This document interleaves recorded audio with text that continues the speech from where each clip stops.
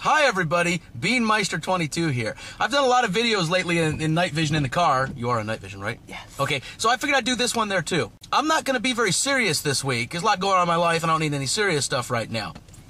In a recent video that I did up at the zoo, you might have heard that little exchange I had with my female friend about flash cubes. And she had never heard of them. And then I started thinking, well, who'd ever heard of flash cubes? There has got to be people out there that you all know who don't know things that you know. So the name of this game is called I Have a Friend Who Didn't Know Blank. Okay? And the example would be, I would say, I have a friend who didn't know what a flash cube was. Okay? And another good example.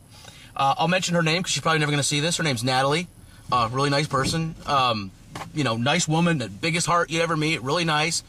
She didn't know there was such things as stamp stores where you buy for stamp collecting. And she didn't know there was coin shops either. Because I was talking to her one day about, you know, collecting dollar bills and collecting coins and the value that coins have. And she said, yeah, it's worth $0.25. I said, no, it's worth more. And I explained to her with dollar bills. If you have a dollar bill or a paper currency and it has a star on there, that's called a star note. That makes that bill to collectors a little more valuable. So if it's a $50 bill and it's a star note, if it's a good year, it can be worth considerably more than $50.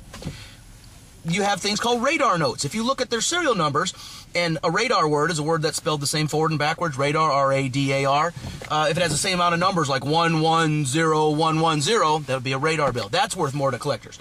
Bills that are in sequential order, that's worth more to collectors. Anyways, and I explained this to her. I said, well, where do you take these to get money for these? And I said, well, you take them to a coin shop or a place where they sell currency. You mean a bank? No, not a bank. You know where collectors go. She thought I was joking. And I took a good 5 minutes to explain to her, there's coin shops and places where you collect money.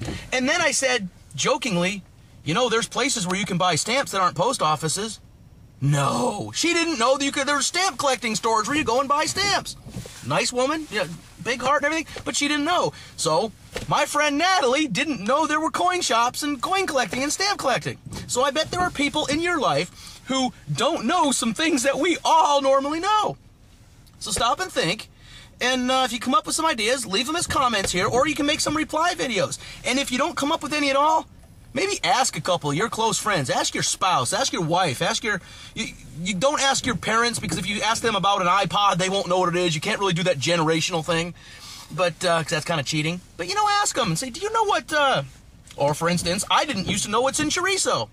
Until for one of my very early videos, I read the ingredients, you know, lymph nodes and lung and salivatory glands. I won't eat that ever again. So, you know, Brandy here could have said, I have a friend and he doesn't know what's in chorizo. So, you okay there? Yeah. Okay, so that's the game. I have a friend and they don't know blank. Fill in the blank. Hey, post a comment or make it in video form. And hey, have a good time with it.